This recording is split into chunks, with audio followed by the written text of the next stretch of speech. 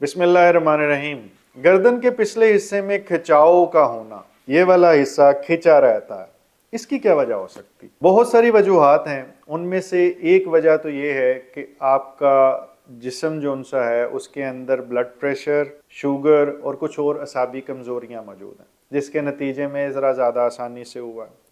थोड़ी देर के लिए मान लेते हैं कि ये चीज़ें नहीं हैं या कंट्रोल्ड हैं और उसके बावजूद भी हो रहा है, तो उस सूरत हाल के अंदर इसकी वजह स्ट्रेस, परेशानी, थकावट, कमज़ोरी, इन चारों में से हो सकती। स्ट्रेस और परेशानी इसकी बड़ी ही कॉमन वजह मिलती हैं, और वो काम का स्ट्रेस भी हो सकता है, वो घर का स्ट्रेस भी हो सकता है, वो रिलेशनशिप का स्ट्रेस भी हो सकता है, वो कारोबारी भी स्ट्रेस हो सकता है। और बाज़ इस खिंचाव के साथ ये सर का पिछला हिस्सा पूरा जकड़ा हुआ महसूस हो रहा होता है, और बीपी बॉर्डर लाइन चल रहा होता है 140 के आसपास, और इसके साथ साथ जिस्म के बाकी हिस्सों में भी खिंचाव रखता है। कुछ लोगों को कड़ल यानी पट्टे खिंचे खिंचे से रहते हैं बाकी जिस्म में। इसकी वजह बाज़ विटामिन डी की कमी भी होती। तो अगर विटामिन डी आपका चेक नहीं हुआ तो वो होना चाहिए, और अगर वो चेक हुआ और कम था तो फिर उसकी एक पीरियोडिकली आपको एक दवाई लेनी चाहिए ताकि वो मुकम्मल रहे। हर हफ्ता विटामिन डी 2-2 लाख यूनिट का इस्तेमाल मैं बिल्कुल रिकमेंड नहीं करता।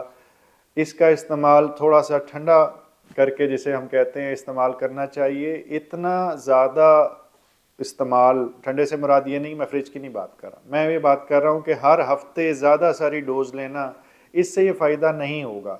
अगर आप ज़हनी और जिस्मानी सेहत के बारे में इल्म, नए तरीका इलाज और नई से नई तहकीक के बारे में जानना चाहते हैं तो इस चैनल को सब्सक्राइब करें, बेल आइकन को क्लिक कर दीजिए।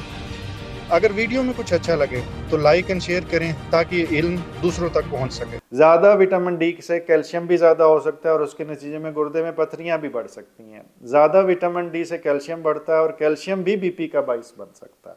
तो जितनी ज़रूरत है उतना इस्तेमाल कीजिए, उससे ज़्यादा ना करें। चाहे हर महीने एक आप इस्तेमाल करते रहें, लेकिन अगर आपका मुआलिज आपको इनसे मना करे तो फिर आपने उन्हीं की बात माननी है, क्योंकि वो बहुत सारी और चीज़ें भी देख रहे होते हैं। तो गर्दन में खिंचाव के पीछे मैंने आपको ब्लड प्रेशर की वजह बताई, थकावट, परेशानी, नकाहत, इस सब की वजह बताई, और बाज़ नींद की कमी भी एक वजह होती है। इनमें से अगर बीपी है उसे कंट्रोल करें, नींद है तो पूरा करें। नींद की दवाई भी बाज़ लेनी पड़ती है, पट्टों को रिलैक्स करने वाली दवाई लेनी पड़ती है। बहुत ज़्यादा पेन किलर की ज़रूरत नहीं होती, और वो स्ट्रेस को कम करने के लिए बाज़ दवाई की ज़रूरत होती है।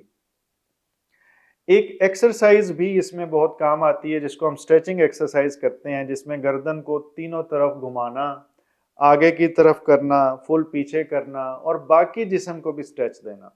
याद रखिए कि हमारे सिर्फ ये वाले मसल्स नहीं है जिनमें खिंचाव है, इसमें हमें एहसास ज़्यादा होता है। खिंचाव बाकी जिस्म में भी होता है, लेकिन उसके लिए आप yoga, stretching exercises, aerobic exercises वो करें। खुराक बैलेंस्ड करें, फ्रूट्स, सैलड्स और सब्जियों का इस्तेमाल ज़्यादा करें, और अपने कुछ टेस्ट भी करवाएं अपने मुआलिज के मशवरे से, ताकि इसकी बुनियाद तक पहुंचा जा सके। आखिरी चीज़, अगर इसमें खिंचाव के साथ आपको बाजुओं में भी टीसें पड़ रही हैं तो मुमकिन तौर पे रीढ़ की हड्डी का मसला हो।